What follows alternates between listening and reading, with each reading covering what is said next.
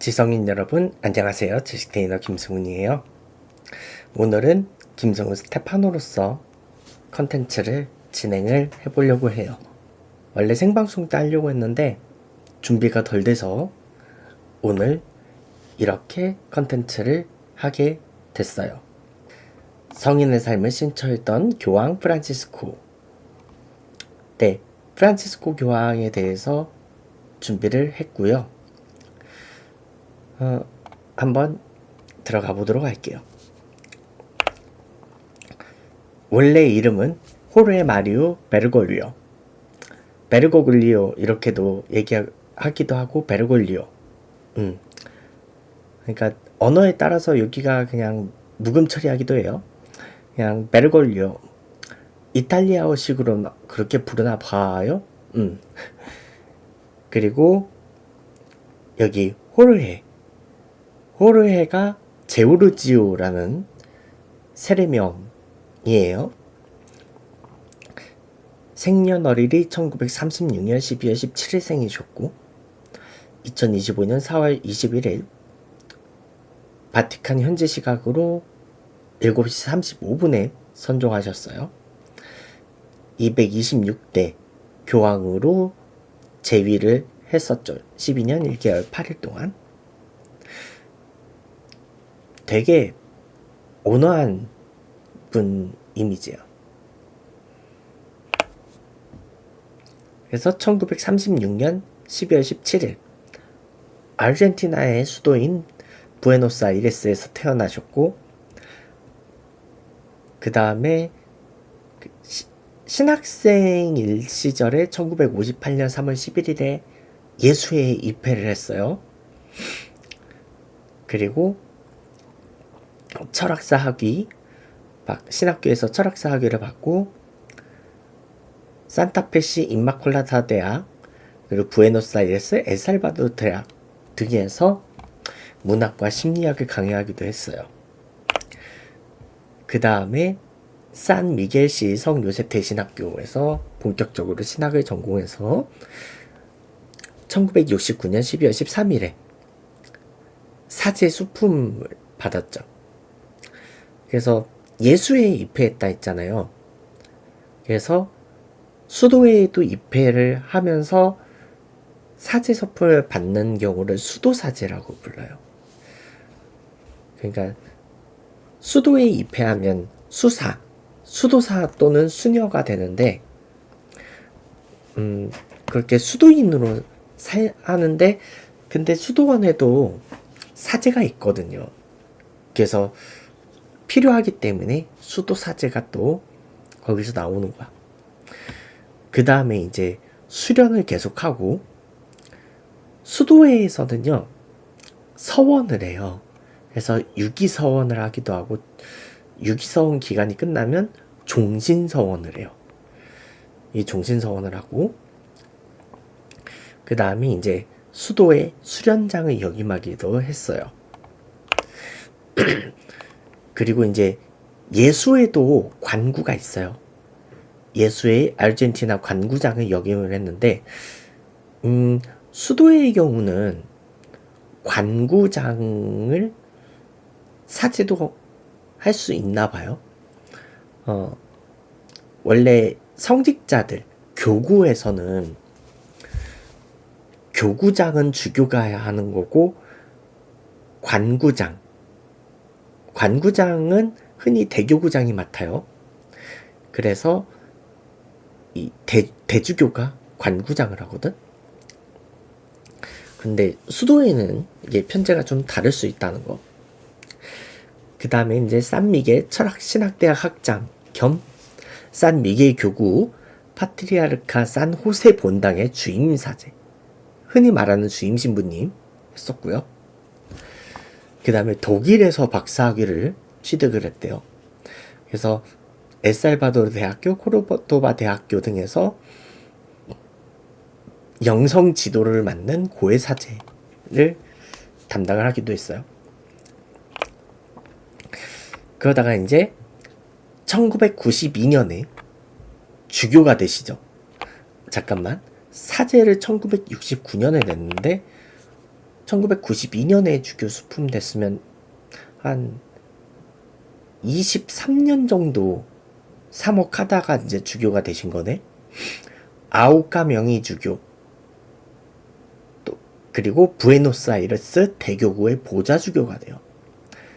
근데 그 전까지 사제였기 때문에 이 교구 보좌 주교가 되려면 주교가 돼야 되잖아요. 그래서 그해 6월 27일에 바로 주교 수품을 받게 돼요. 그러니까 임명이 되면서 주교 수품이 되는 거야.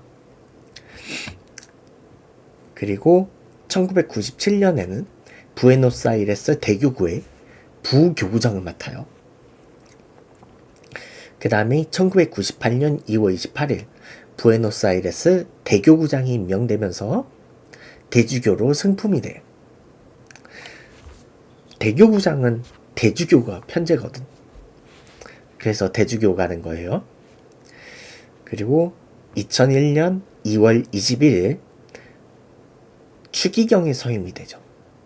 보통 대주교들 중에서 대교구장을 맡거나 좀 그 나라 주교회의의 의장 이런 분들이 추기경이 돼요. 그래서 추기경 되는 분들은 보통 대주교 기간이 좀 짧더라. 뭐 그렇다고 하더라고요. 그래서 2001년에 추기경에 서임이 되고요. 이미 이때 이제 60대시지. 그리고 추기경에 서임되고 나서는 아르헨티나 주교회의의 의장을 맡아요. 그리고 2013년 3월 13일 베네딕토 16세 전 교황이 사임을 하면서 콘클라베가 열렸고 제266대 교황에 선출이 되시죠. 그래서 그 수도사들이 그 수도명을 선택을 따로 하거든요. 그런 것처럼 기존에 이름을 갖고 있었던 성직자들이 교황이 되면 교황 이름을 선택을 해요. 일종의 연호야. 그러니까 그 우리나라 옛날에 왕들이 그 따로 불리는 왕의 이름이 있었잖아요. 시호, 연호, 뭐 이런 등등. 그런 것처럼 그 이 도가 세종이라는 이름으로 불렸던 것처럼 교황들도 선출이 되면 이제 썼던 이름을 또 쓰게 되면 전에 썼던 분들이랑 이름을 구분하기 위해서 1세, 2세, 3세, 4세 뭐 이런 식으로 써요. 그런데 그동안 프란치스코라는 이름은 그 어떤 교황도 쓰지 않았던 이름이었어요. 그래서였나? 이 프란치스코라는 이름을 처음으로 선택한 교황이 되셨어.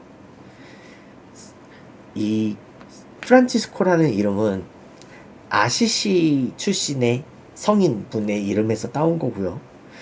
이 아시시의 프란치스코 성인도 그 작은 형제회죠. 그 작은 형제회 그 수도사셨어요. 그분의 이름에서 따왔어. 그리고 2014년 8월 대한민국에 방문을 했었고, 이때 대전교구에서 아시아 청년대회가 있었고 124위 순교복자 15기 있었어요. 그리고 2025년 4월 21일에 선종을 하셨죠. 자, 생애를 좀 더 자세히 보면 1936년 12월 17일 태어났는데 부모님은 이탈리아 출신 철도 노동자셨어요.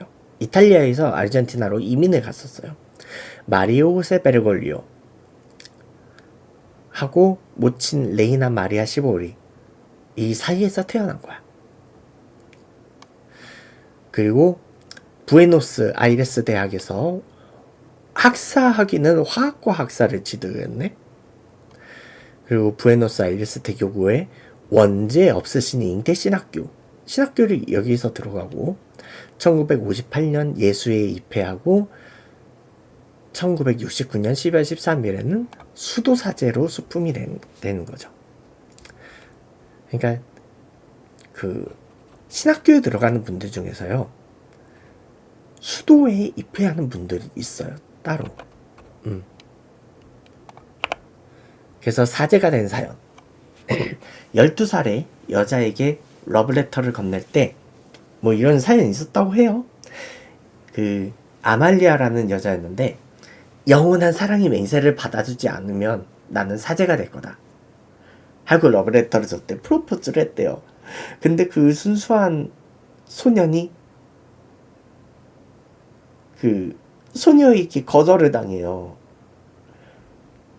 뭐 진짜로 그것 때문에 그 사제가 됐겠냐마는 뭐 그래서였는지 모르겠는데, 뭐 사제가 됐던 계기 중에 하나라고 하더라고. 그리고 나중에 교황이 선출된 걸 알고 그때 그 여자분이 아말리아가 놀랐대요. 당연히 기절초풍하겠지. 내가 그때 이 친구의 그 마음을 받아주지 않았는데, 와 진짜 신학교 가서 사제되더니 이제 교황까지 된 거야? 막 이런 거야. 그랬었다고 해요. 그리고 1957년 이 신학생 시절에 늑막염이 있었는데, 그때 늑막염으로 인해서 오른쪽 폐를 일부를 절제를 했대요. 이것 때문에 평생 폐렴과 관련된 합병증을 달고 사셨고, 이번에 선종하실 때도 폐렴이 악화가 돼서 그게 계기가 돼서 선종하셨다고 하더라고. 그리고 이제 수도 고해 사제, 예수회 관구장, 대학 교수 등을 역임을 하다가 주교가 되셔서 대교구의 보좌주교, 부교구장, 대교구장까지 거치고 2001년에 요한 바오로 2세 성인에 의해서 추기경에 서임이 되시죠. 참고로 이 요한 바오로 2세가 그때는 교황이었는데, 이분을 시성한 게 이 프란치스코 교황이세요. 자, 베네딕토 16세가 사임을 하고 나서 콘클라베가 열려요. 콘클라베는 80세 미만의 추기경들이 선출권이 있고요, 피선출권도 있어요. 그러니까 피선출권 및 선출권은 80세 미만의 추기경들만 있다고 보시면 돼요. 그래서 회의를 시작하면 이 회의장의 문은 잠기고요, 교황이 선출될 때까지 나갈 수 없어요. 그런데 이 콘클라베에서 교황이 선출이 되려면 1등이 된다고 선출되는 게 아니고 1등의 득표율이 3분의 2가 넘어야 돼요. 그래서 만약에 1차 투표를 했는데 1등이 3분의 2가 안 됐어. 그러면 이 투표 결과가 담긴 용지에다가 이제 화학적인 물질을 바른대요. 이걸 발라가지고 그 굴뚝에 검은 연기를 태운대요. 투표를 했는데 선출되지 못했다는 신호를 보내는 거야. 그리고 이제 다시 설득의 시간, 회의의 시간이 펼쳐지는 거예요. 그러니까 콘클라베를 하는 동안은 그 안에 들어간 추기경들은 먹고 자고 기도하고 회의하고 투표하고 끝이에요. 그것만 계속 하는 거야, 선출될 때까지. 그 다음 다시 투표를 해요. 그래서 이틀이 걸려요. 근데 이 이틀 동안 어떻게 되냐면요, 만약에 1차 투표에서 3분의 2가 안 넘죠? 그렇게 되면 득표율이 낮았던 분들은 나 누구 지지할게 하면서 그 표들이 다른 쪽으로 갈 수 있게. 그래서 선출된 사람의 득표율이 3분의 1을 넘을 수 있게 지지를 한다고. 보통 뭐 그러겠죠. 일반적인 선거의 관리상. 그래서 3분의 2가 될 때까지 투표를 하는 거야. 며칠이 걸리는 경우도 있대요. 그렇게 해서 콘클라베 이틀 만에 교황이 선출됐는데, 이때 그 배경이 베네딕토 16세는 건강 문제로 사임을 한 건 맞아요. 그 불면증이 좀 있으셨다고 해요. 베네딕토 16세는. 그래서 그 불면증이 있으셨는데 사임을 했고, 근데 때마침 교황청이 여러 가지 스캔들이 좀 많았어요. 그래서였나? 이때 베르골리오 추기경이 추천을 받고 연설을 해요. 교회가 본연의 영적인 임무에 돌아가야 한다. 그러고 이제 투표에 들어갔는데, 그래서 콘클라베가 끝나고 선출이 됐겠지. 이렇게 프란치스코 교황은 역사상 최초로 아메리카 대륙 출신의 교황이 되세요. 요한 바오로 2세 성인 같은 경우는 동유럽 출신 교황으로는 최초세요. 이분은 동유럽에선 최초야.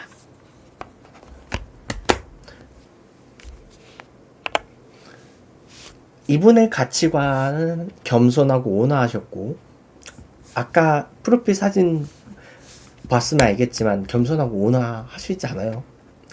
그리고 추기경 시절 때 운전기사 따로 두지 않으시고 주로 대중교통으로 많이 다니셨고, 개인적으로 식사를 할 때도 직접 시장에서 식자재들을 사서 직접 해먹었대요. 그러다가 이제 청빈한 삶을 살다가 교황이 되셨는데, 교황이 선출된 다음에 이런 말을 남겼다고 해요. 나처럼 모자란 놈을 교황이라고 뽑아준 분들을 주님께서 용서하시길 바란다. 뭐 농담이었겠지만요.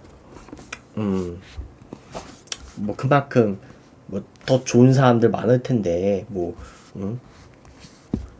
자기가 뭐 선출이 됐다. 되게 겸손하신 분이야. 그리고 이제 교황이 받을 수 있는 월급이 있거든요. 원래 성직자들은 월급이 있어요. 최소한의 품위 유지비 정도로 생각을 하면 돼요. 근데 교황이 되시고 나서는 그 월급을 안 받으셨어요. 그래서 원래 그 전에 갖고 있었던 그 사적인 재산들 뭐 이런 걸로 뭐 조금씩 써가면서 살아오셨고, 마지막으로 남았던 재산이 $100밖에 없다고 하셨더라고. $100면 지금 한 10몇만 원 정도밖에 안 되는 거예요. 그리고 축구를 굉장히 좋아하셔가지고 아르헨티나의 클럽 CA 산 로렌소의 회원이었대요. 그 이제 나중에 교황 선출되고 나서요, 기념으로 로마의 축구 경기장에서 이탈리아 국대랑 아르헨티나 국대가 친선 경기를 했어요. 근데 이탈리아의 공격수인 마리오 발로텔리, 아르헨티나의 공격수인 리오넬 메시 둘 다 부상으로 빠진 거야. 뭔가 소문난 잔치에 차 하나씩 떼고 붙은 거예요. 결과는 아르헨티나가 2대1로 이겼대요. 결승골은 나랑 동갑인 선수가 있죠. 곤살로 이과인. 그 이과인이 없대요. 그리고 이제 즉위임 이사에서 이런 말을 남기셨지. 예수 그리스도를 증거하지 않는다면 우리는 교회가 아니라 동정심 많은 NGO일 뿐입니다. 뭐 이런 말을 남기는 걸 시작으로, 원래는 내가 이 컨텐츠에서 교황 제위 중에 주요 어록들이랑 뭐 행보드 이런 거를 쫙 정리를 해보려고 했는데, 그렇게 되면 PPT가 100쪽이 넘도록 안 끝날 것 같은 거예요. 그래서 그건 포기를 했어요. 성향은 대체로 진보적이셨어요. 그러니까 교리에 충실한 거는 충실하셨는데 좀 사회적으로는 진보적인 성향을 갖고 계셨던 것 같아. 원래 이전까지의 교회법은요, 그 미혼모는 혼인 성사를 통해서 가정에 이룬 게 아니기 때문에 그 죄를 지은 거라고 봤거든요. 근데 그렇게 해서 태어난 자녀들까지 죄인으로 취급해야 되느냐? 이거는 좀 차별의 논란이 좀 있어요. 그래서 미혼모의 자녀에게 세례를 거부한 사제들을 비판하기도 했어요. 그러니까 그거죠. 그 미혼 상태에서 자녀를 낳은 거는 그 10계명 중에 간음하지 말라는 그 계명이 있거든요. 거기에 해당하는 거의 위반 사항에 해당이 되는데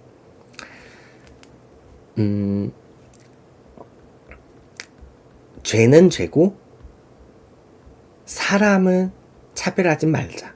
약간 뭐 이런 취지의 성향을 갖고 계셨다고 생각하면 돼요. 그리고 그 이제 생명의 창조와 관련해서 원래 가톨릭이 피임에 굉장히 보수적인 그 경향이 있어요. 그래서 가톨릭에서 인공적인 피임은 사실 교리적으로 허용을 하지 않거든요.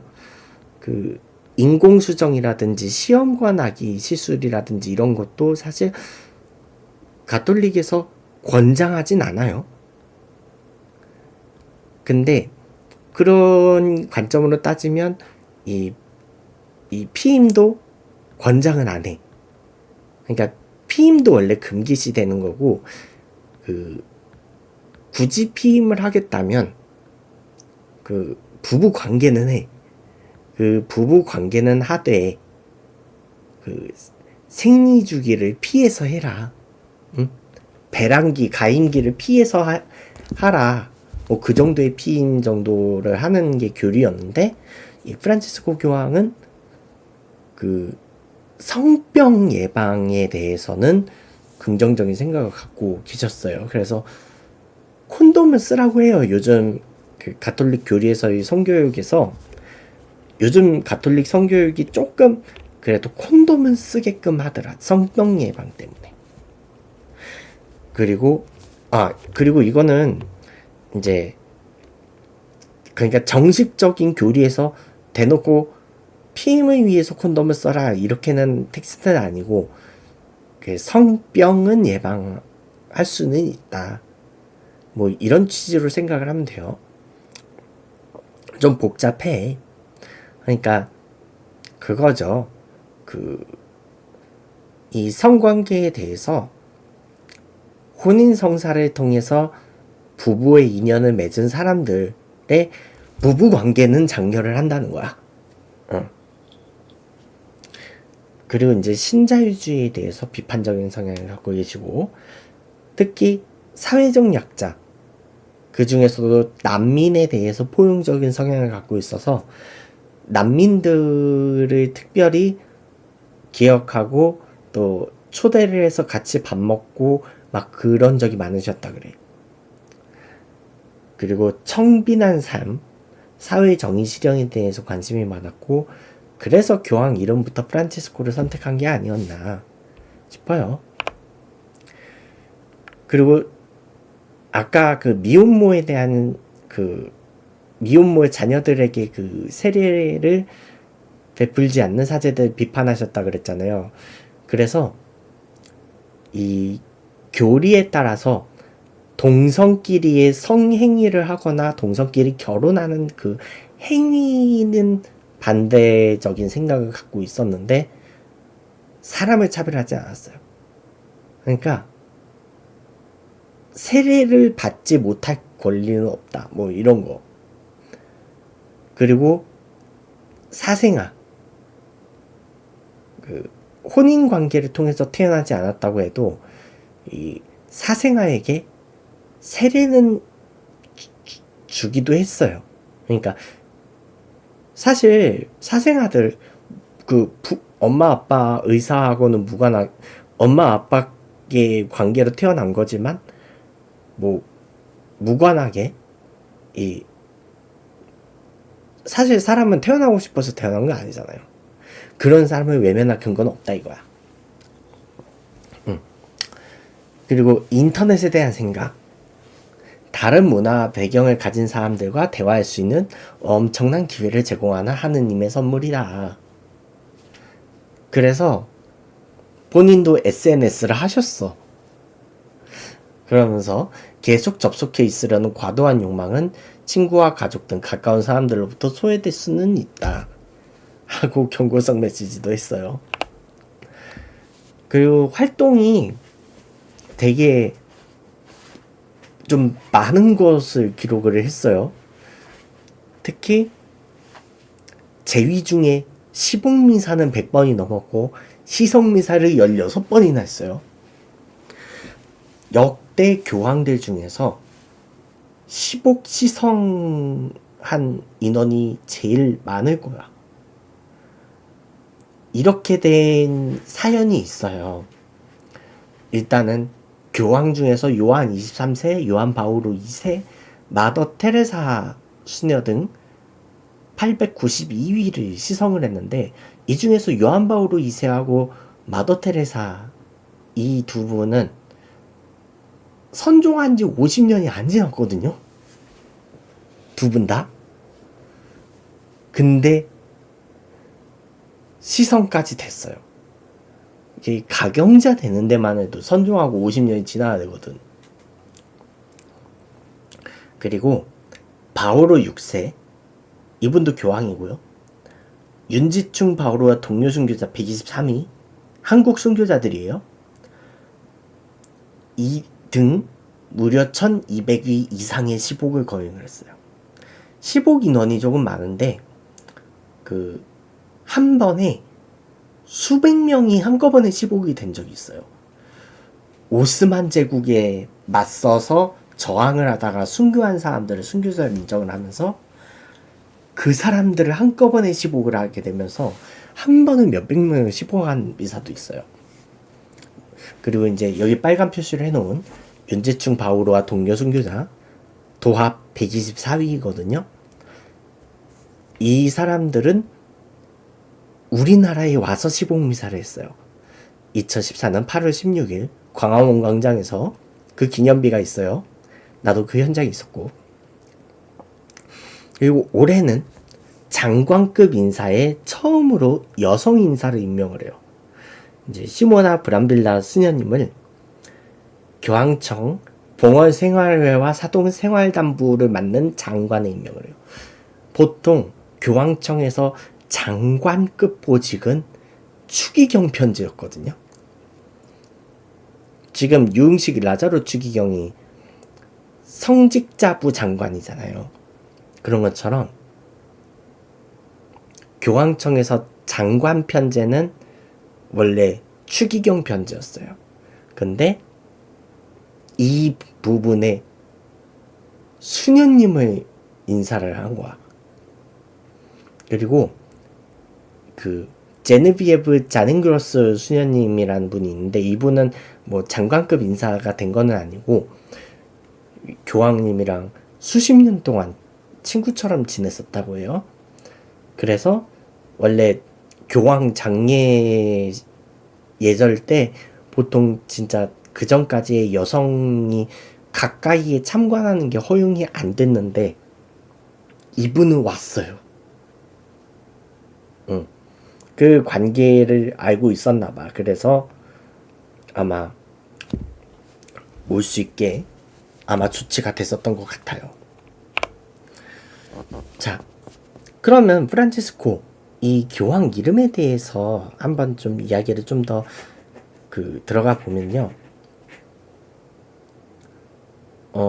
전 교황일 거예요. 바오로 6세 성인이 앞으로 프란치스코라는 이름을 가진 교황은 나오지 않을 것이다. 거룩한 성인이신 프란치스코는 인간의 규칙을 깨고 오직 교리에만 순종했기 때문이다. 그 아시시의 프란치스코 성인이 얘기한 거예요. 그래서 그 265명의 교황 중에서 프란치스코라는 이름 쓴 사람 아무도 없었거든요.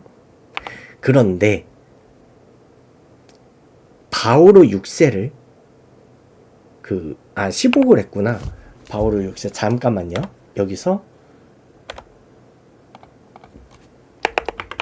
복자로 바꿔 놓을게요. 아니다. 아마 일단 이 바오로 6세 여기 괄호는 좀 비워둘게요. 좀 약간 잠시 소란이 있었어요. 그래서 이 바오로 6세 교황이 이런 말을 남겼었는데 정작 이 바오로 6세도 그 프란치스코 교황이 15, 시성 이런 거를 했어요. 그리고 프란치스코라는 이름을 선택한 사연이 그 콘클라베가 끝나가는 중간에 이제 근처에 그 프란치스코 교황을 지지했었던 클라우디오 우메스 추기경이 그 브라질 상파울루의 대교구에 있는 그 추기경이셨는데 아마 같은 남미권 추기경이니까 옆에서 인사를 하면서 가난한 사람이 잊지 마십시오 라고 축복을 했대요. 그래서 거기서 생각이 나서 이름이 프란치스코가 됐다. 이 프란치스코 교황과 관련돼서 각종 기록들을 보면요, 이전까지 그 예수회 출신 교황이 아무도 없었어요. 그 가톨릭 그 종교개혁 시기 때 가톨릭에서 만든 수도회 중에 하나가 예수회거든요. 그 우리나라 서강대학교가 예수회에서 운영하는 학교거든. 근데 이 예수회에서 여태까지 교황이 한 번도 안 나왔었는데 이번에 처음으로 나왔었던 거야. 그리고 아메리카 대륙 출신 교황은 최초였어요. 보통 교황들이 거의 대부분 로마 고대 시대, 중세 시대까지는 이 교황들이 로마 제국, 서로마 제국, 동로마 제국의 출신 교황들이 많았어요. 그러니까 동로마 제국이 그 그리스 정교회로 갈라서기 전, 그 동방 정교회로 갈라서기 전까지는 동로마 제국 출신 교황도 있었어. 그래서 여기서 말하는 시리아 출신의 이 교황들은 동로마 제국 영토 안에 있을 때 시리아 출신들이 거의 대부분이기는 해요. 그래서 보통은 그 로마 제국 영토 지역 출신들 교황이었거나 그 유럽 출신 교황들, 그 유럽 출신 교황들이 보통 이제 이탈리아 출신 교황들이 좀 많기는 해요. 그리고 그 중세 시대 때 프랑스 출신 교황들이 꽤 있었어요. 그 프랑스가 아비뇽 유수 시대 때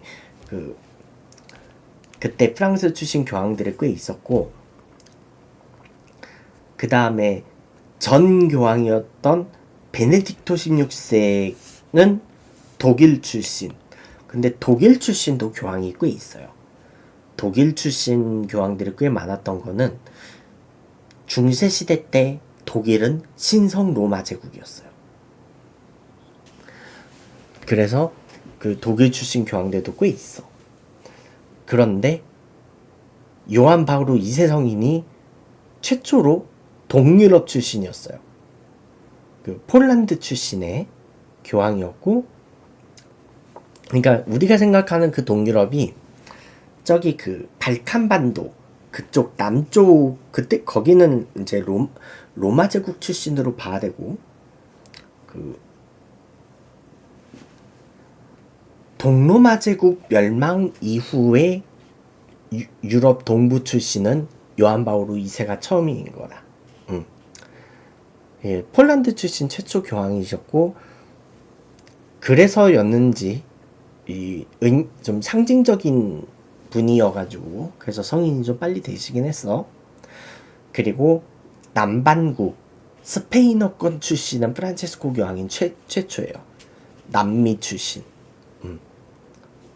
아메리카 대륙 같은 경우는 미국은 개신교가 좀 더 강하거든요. 미국이랑 캐나다는 개신교가 좀 강하고, 이제 멕시코를 시작으로 멕시코, 카리브해, 그리고 남아메리카 등은 가톨릭이 굉장히 교세가 강해요. 스페인어권이에요, 이쪽은. 그리고 이 프란치스코 교황은 913년 란도 교황 이후로 독자적인 교황 이름을 선택한 두 번째 인물이에요. 이 란도라는 이름도 요 교황은 한 분만 이름을 쓴 거예요. 아직까지 란도 2세가 없어.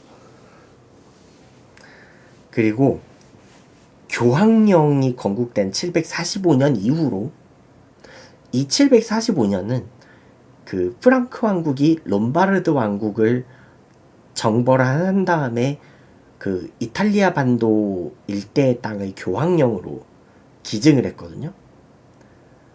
그때 이후로 복수 국적을 가졌던 교황이 유일해요. 교황령 국가가 세워진 이후로 교황이 되면 그 이전에 가지고 있었던 국적을 내려놓게 됐거든요.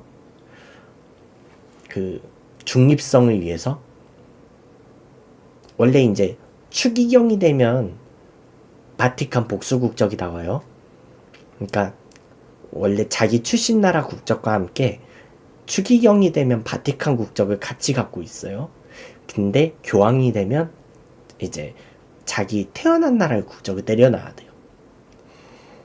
하지만 프란시스코 교황은 그럴 수가 없었어요. 아르헨티나는요, 자기네 나라에서 태어난 사람은 국적을 포기를 못하게 헌법에 박아놨거든. 그래서 어쩔 수 없이 복수 국적을 갖게 된 거야. 그리고 교황들은 바티칸에 사도궁전이라고 해가지고 그 교황들이 거주하는 관저가 있었어요. 그러니까 우리나라로 따지면 옛날엔 청와대, 그 윤석열 씨가 썼던 한남동 관저가 있죠. 근데 역대 교황들 중에서 사도궁전에서 거주하지 않은 최초의 교황이 됐어요. 몰라, 이제 다음 교황은 사도궁전 들어갈 수도 있기는 해요. 뭐 교황 관저로 만들어 놓은 건물인데 뭐 아예 안 쓸 수는 없잖아. 근데 프란치스코 교황은 청빈한 삶을 계속 살고자 그 사도궁전에서 살진 않고, 다만 이 사도궁전을 뭐 내빈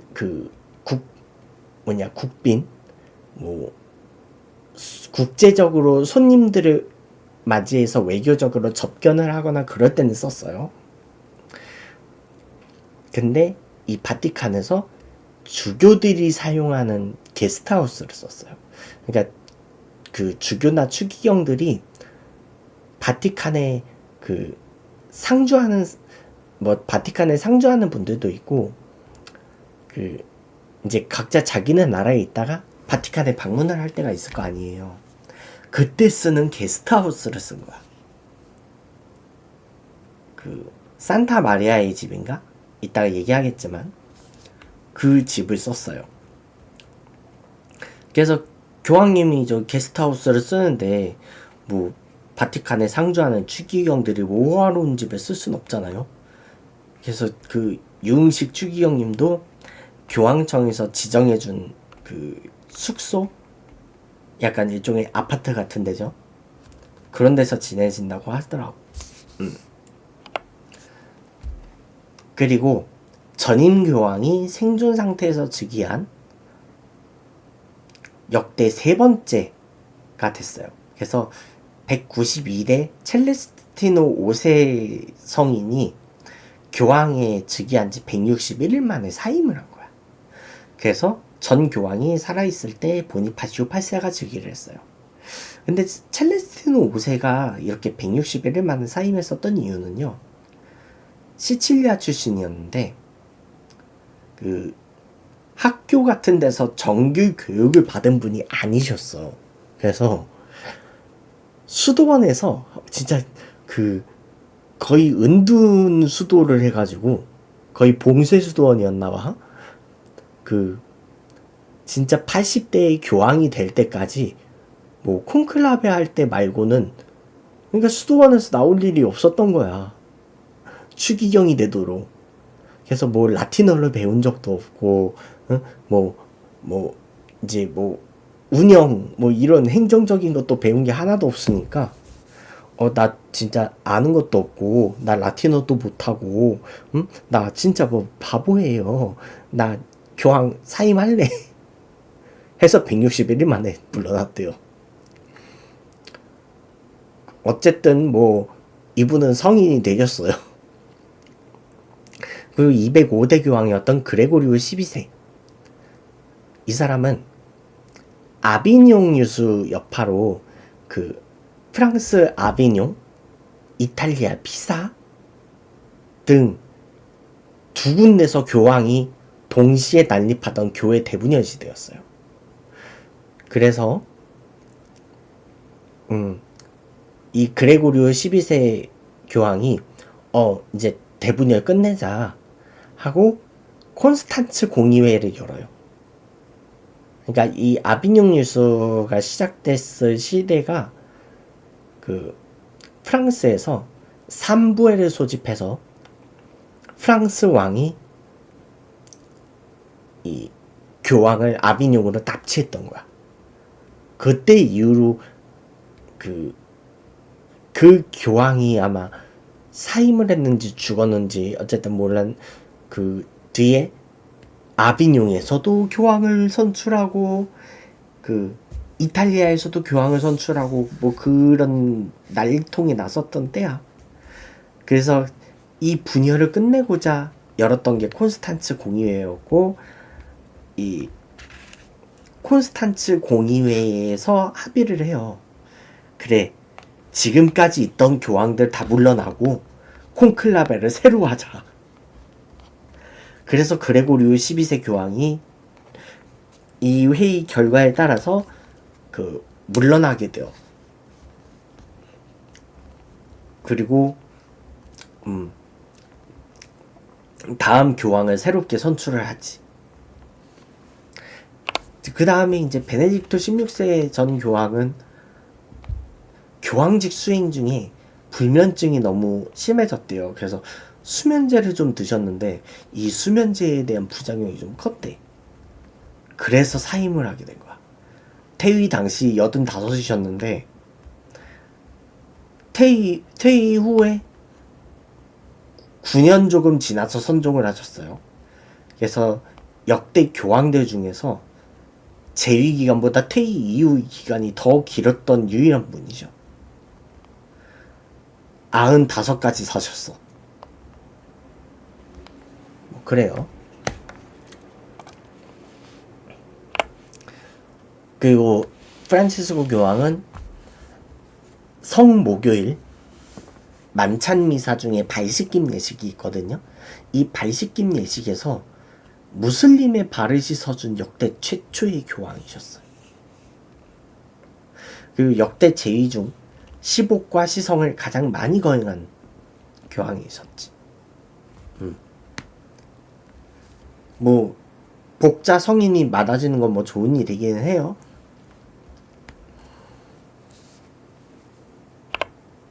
그 다음에 2025년 4월 21일 부활 8일 축제는 월요일에 선종을 하셨는데 그 바티칸의 성녀 마르타의 집, 여기가 그 교황님이 평소 거주하던 게스트하우스였대요.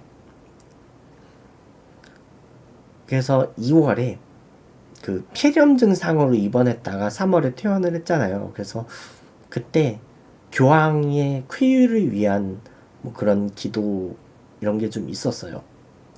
그러고 이제 퇴원하고 2주 뒤에 다시 활동을 재개했는데 주님 부활대축일 남미사에서 인사하러 나오시고 그날 미국의 J.D. 벤스 부통령 만났던 게 공식적인 마지막 활동이셨어.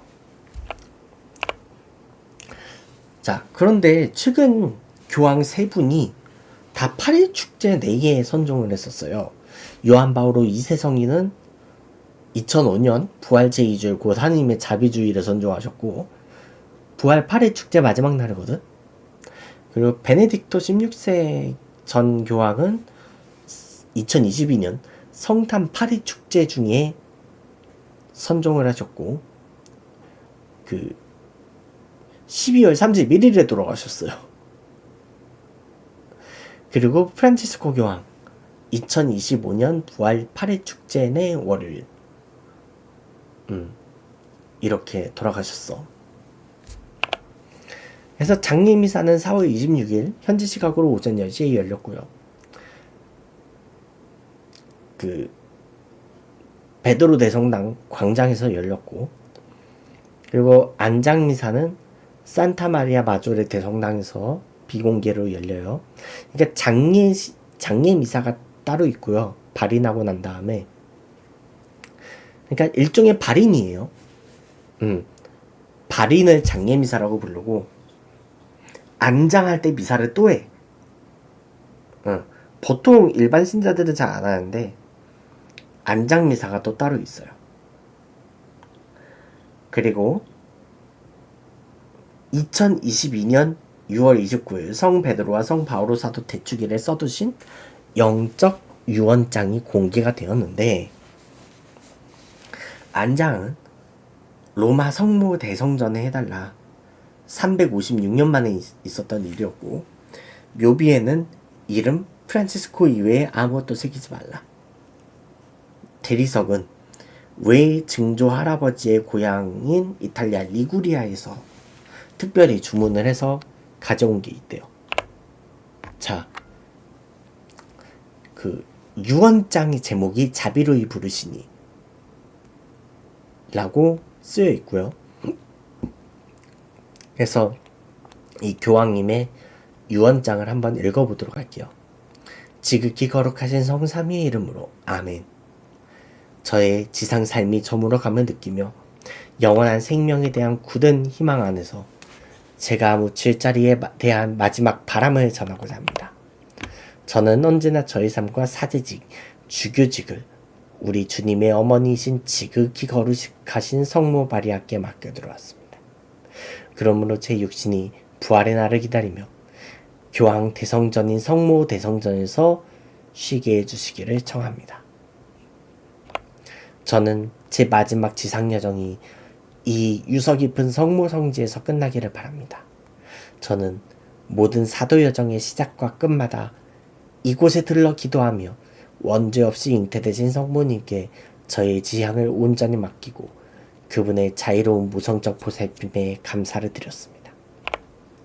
저의 무덤은 앞서 언급한 교황 대성전의 파울리나 경당과 스포르차 경당 사이에 있는 측면 회랑에 안치 공간에 마련하여 주시기를 청합니다. 이는 첨부 자료에 표시되어 있습니다. 무덤은 지면 아래에 있어야 하며 단순하고 특별한 장식 없이 프란치스코라는 이름만 새겨져 있어야 합니다. 제 무덤을 마련하는 데 드는 경비는 한 은인의 후원금으로 충당할 것입니다. 저는 이미 그 후원금을 성모 대성전으로 송금하도록 조치해 놓았고 이 리베리오 의전 사제단 특별 책임자인 롤란다스 마크리카스 몬시뇨르에게 적절히 지시했습니다. 여기서 몬시뇨르는 그 사제들 중에서 명예직이 있어요. 그러니까 주교는 아니고 이 사제들 중에서 몬시뇨를 임명을 한 적이 있는데 이 몬시뇨는 주교 이상이 할 수 있는 견진성사를 집전할 수 있어요. 뭐 그렇다고 알고만 있어요. 저를 사랑해 주셨고 저를 위하여 계속 기도해 주신 분들에게 주님께서 마땅한 상급을 내려주시기를 빕니다. 제 삶의 마지막에 맞이하는 고통은 온 누리의 평화와 만민의 형제를 위하여 주님께 봉헌합니다.